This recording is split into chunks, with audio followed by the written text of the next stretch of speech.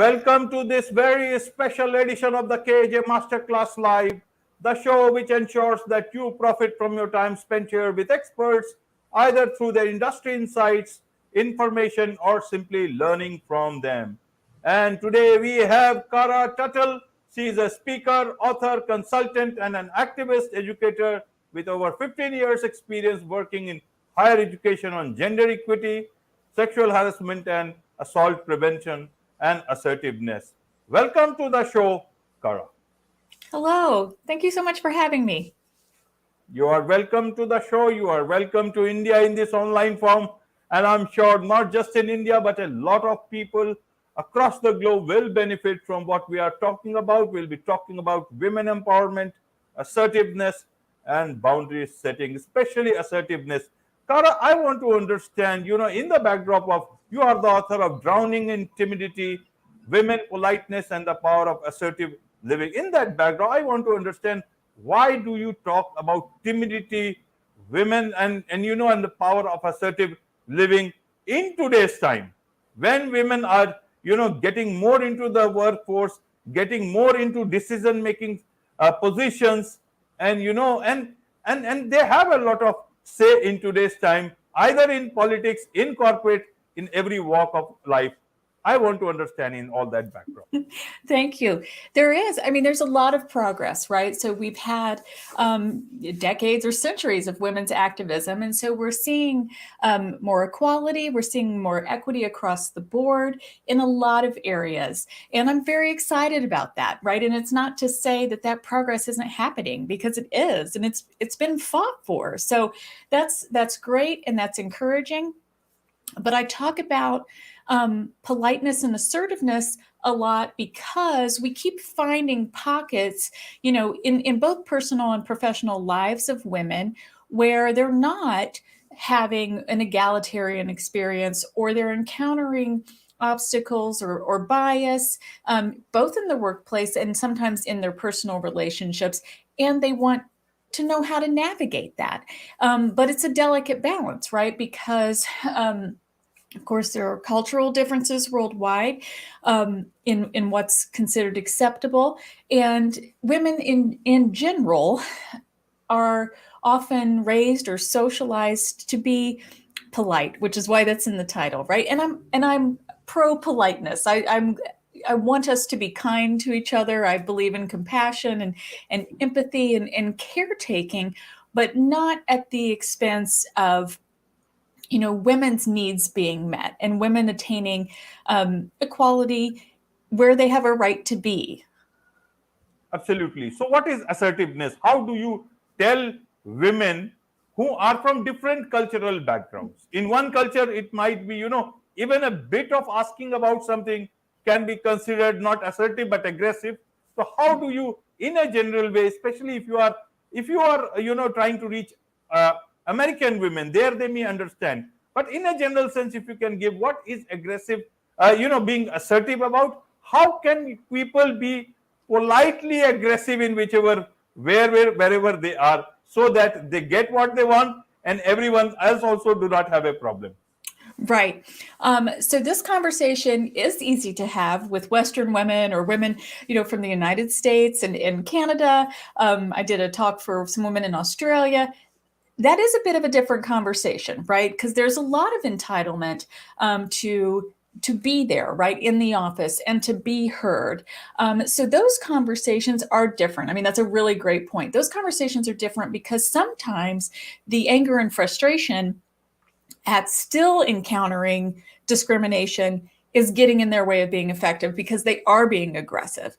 And because there's a lot of things about this Western culture, about like American capitalism, which encourage that aggressiveness in the workplace, or has rewarded that aggressiveness in the workplace in the past. Now, it too is changing, and I'm very happy about that because there's really room for all of us. There is, right? We don't need to we use a phrase like claw our way to the top, or dog eat dog approach that was very like 1980s, and glorified in a lot of TV and film then.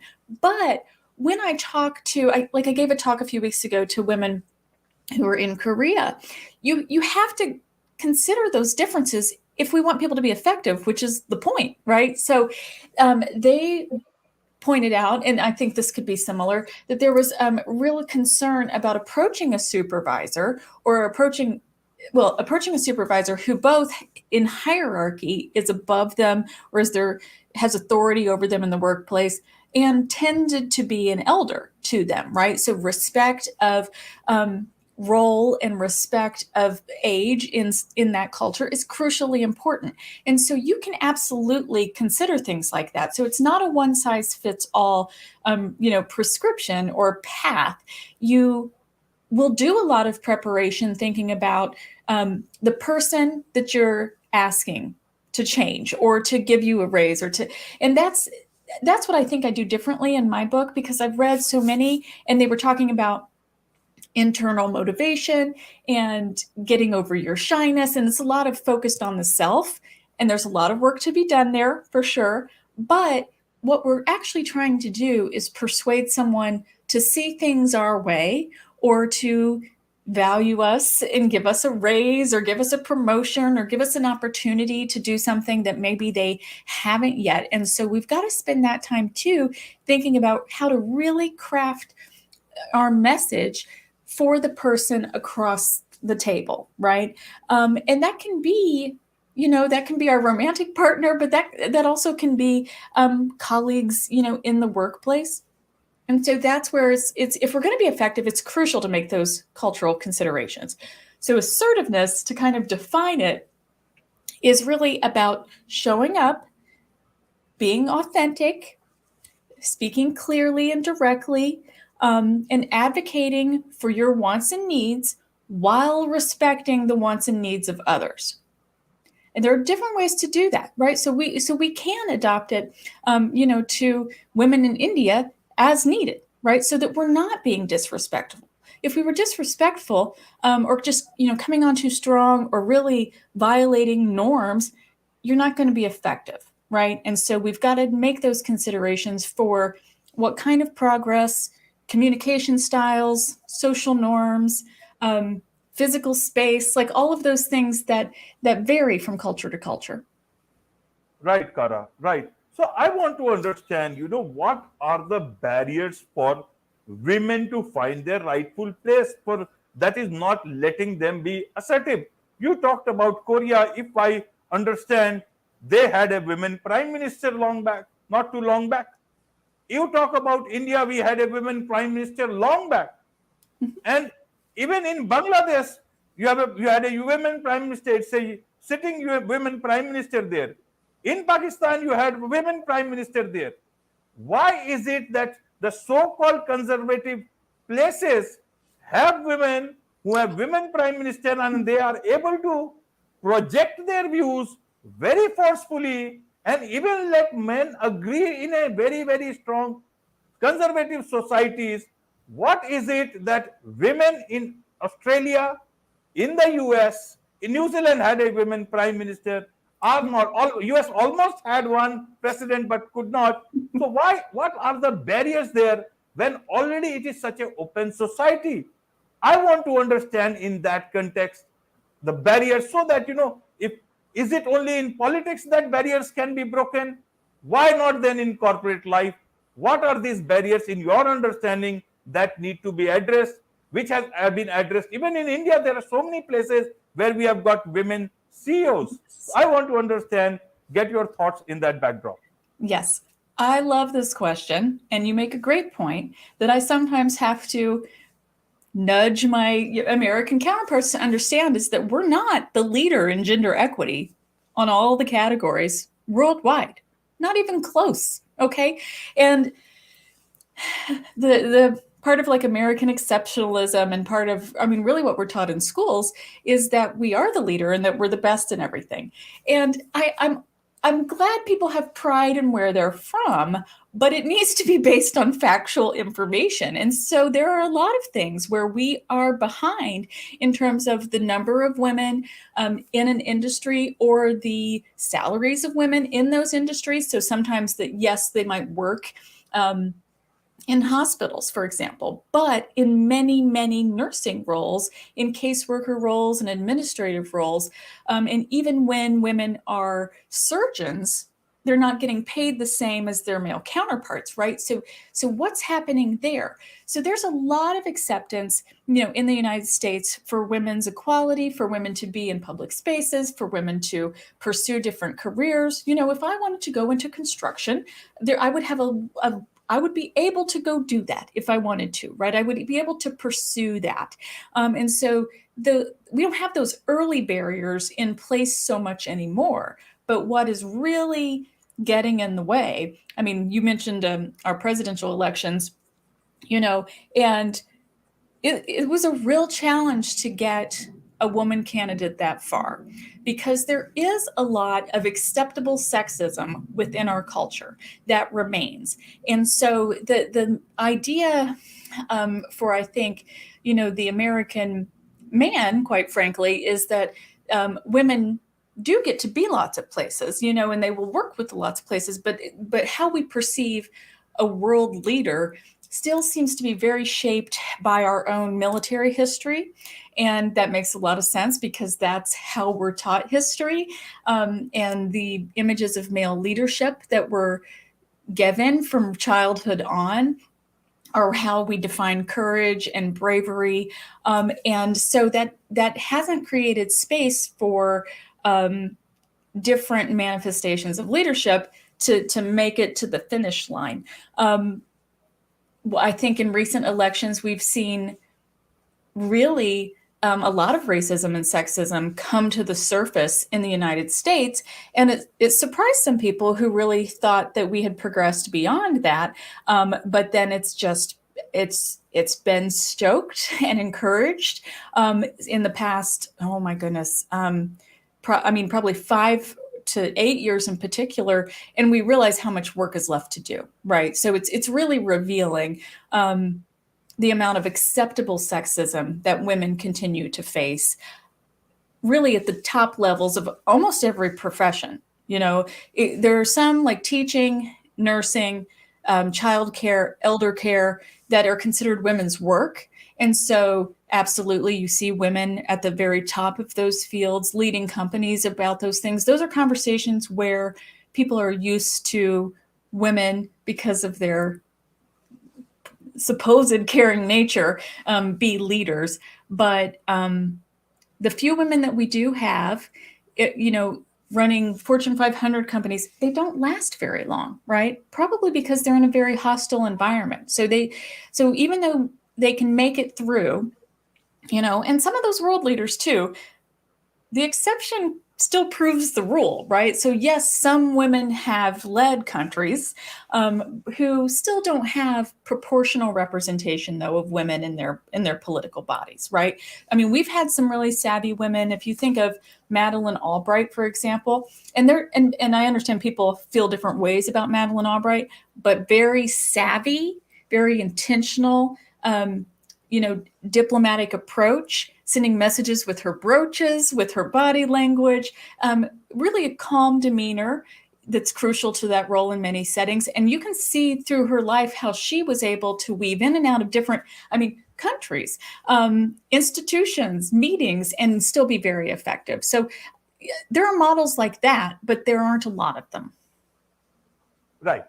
Time will answer, time will bring them in. I want to understand, this assertiveness part, what does it want to achieve? And who is this? I talked about barrier. Who is this fight for assertiveness against? Again, coming to the barrier, is it against the mindset? Is it against, a few people who are hiding behind the curtains? I want to understand, because if it is not happening, you are fighting it, it means somebody is blocking the road. Yes. And sometimes it's ourselves. So it's both some self-development work, and it's activism. Now, people, I don't think, view it as activism initially, but with so many problems happening in the world, we see people struggling with the decision whether they're going to speak up, show up, protest, register a complaint, vote, all of those things. those take some nerve and confidence to do. So in the United States, when we're talking about sexual harassment or gender discrimination, racism, those of us who are working on that are teaching what is called bystander intervention. And it's just what you, as a human navigating the world, can do.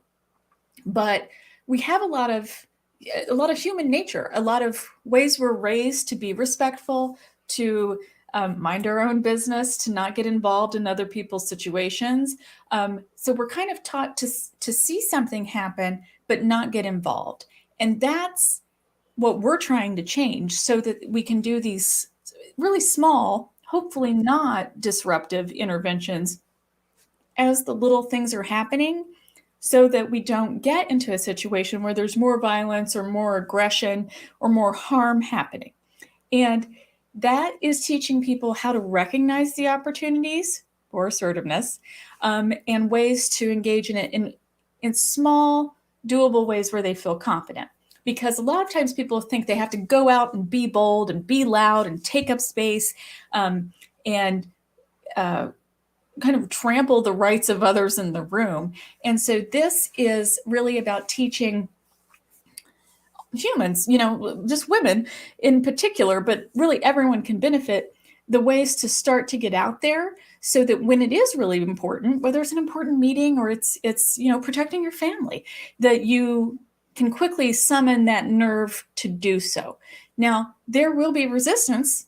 Lots of people want to have their own way. So you will be met with resistance, because a lot of people have very selfish interest or different priorities. And so it's about, okay, you summon the confidence to assert yourself, and then here's the strategy for encountering resistance. And in a lot of communications, like we can bring it way back from activism and just to like navigating the workplace. A lot of conversations, it's about being polite, strategically, not just polite and self-sacrifice, but polite strategically, so that we're hearing the other person out. We are sitting there. We are respectful of their time. We've followed whatever the process is. We give them time to think about what we're asking them to do, but we're not retreating without an answer, right? So it's about just showing up and making the best case you can for yourself, clearly, efficiently. So a lot of times when I'm doing like one-on-one coaching, people are spending so much time preparing their argument, like the justification for their argument. Like, here's all of the things I've done. Here's the research behind all of this. But a lot of times that's not the most effective way or most persuasive way. So a lot of times I'm reversing that conversation with them, where I'm like, lead with your ask, right? Say, hi, thank you so much for meeting with me today. I appreciate your time. I know you're very busy. I don't want to take much of your time, and here's what I'm asking for. And I have a very quick reason why. I have additional information. If you need it, please just let me know. Then there's an exit strategy, which is basically like, I want to give you some time to think about it. Thank you for listening to me. I'll check in with you in, a few days. And so that's really the strategy is really about making your ask, avoiding the barriers, right? And then making an exit. Absolutely. Absolutely. Let's come to the book. Who is your book about? What have you dealt in this book, so that people can make the best of use of this? Thank you.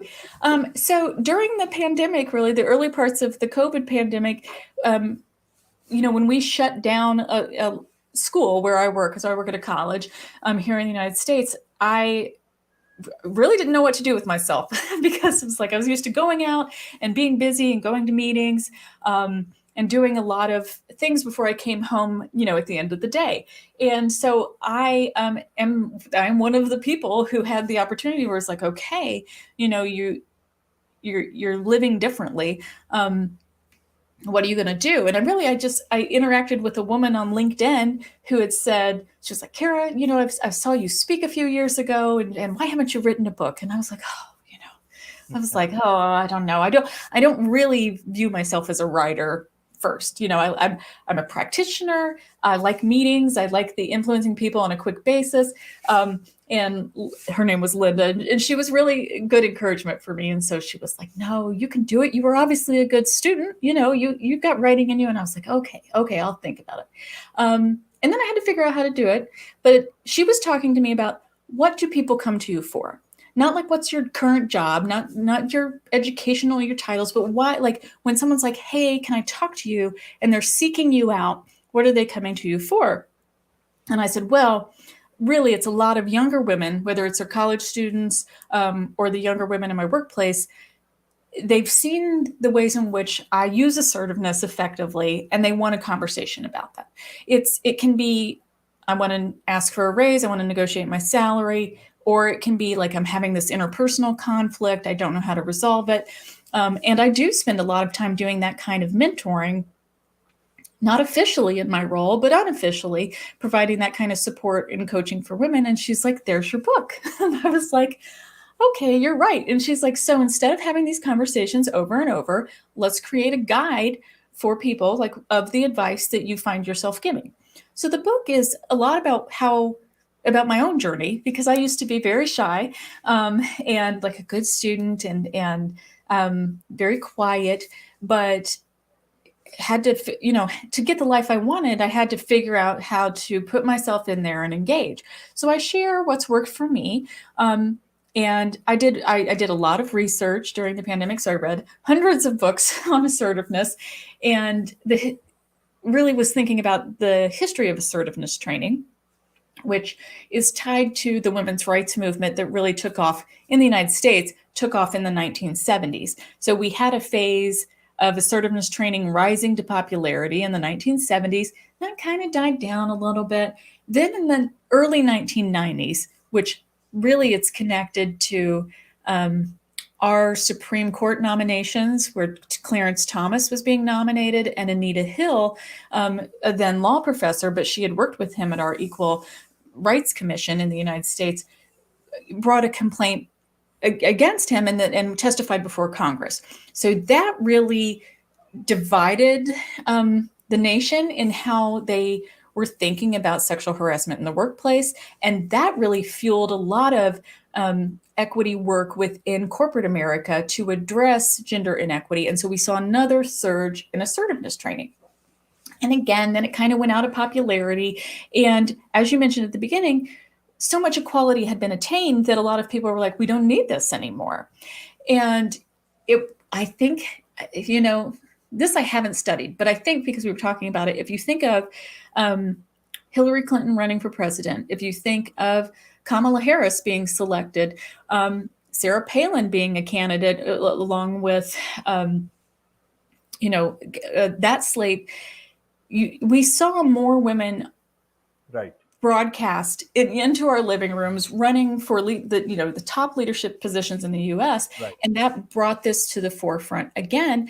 And women were getting angry. And this was actually women of both of our primary political parties were very frustrated with how the candidates were treated. And there were actually lots of consistencies. So American politics is so divisive, especially in recent years, that we often don't talk about people like Sarah Palin and Hillary Clinton as sharing experiences, but they both were really mistreated by the media, by voters, by just people in the comments section on random, websites. It was very vicious, and it was about their gender. And so we saw more conversations happening, and I started getting asked to do programs on assertiveness and boundary setting much more frequently than I'd been asked in I'd say the previous 15 years that I'd been working in higher ed. So that's brought it back again. And I'm actually glad to see it, because I still think there's plenty of work to do, although it's different. We have attained a lot of equality, but I'm actually fine with women feeling entitled to more. And this is a strategy to help get them there. Absolutely. Absolutely. No harm in that, as long as there are good conversations and, better negotiations beyond salary and in a very amicable way. I think so that everyone feels that they are winners. Yes. at the end of the day. That's the good. Yes. It's about being, I mean, it's really about women being safe and being heard and being included and about their holistic well-being. This is part of that for me, right? And if they're experiencing discrimination or if they've had their own life experiences which are now holding them back, it's really about a strategy for overcoming that so that they have every opportunity. Absolutely, absolutely. There is much to, talk about, learn about all these things, especially get a good perspective from you, Cara. So, what is the way people can learn more about you, about the book, where they can get it, and also if they want to, engage with you, either in terms of you coming as a speaker, consultant, or anything else? Sure. I do have a website, and it's the same as the title of the book. So drowningintimidity.com. That's the main place where you can really learn more about the book. There are some free downloads, some free worksheets on there, ways to get in contact for me, depending on what you're looking for. So I'm a frequent speaker or panelist or workshop facilitator. I'm also on LinkedIn, so you can find me there and connect if you just have an individual question.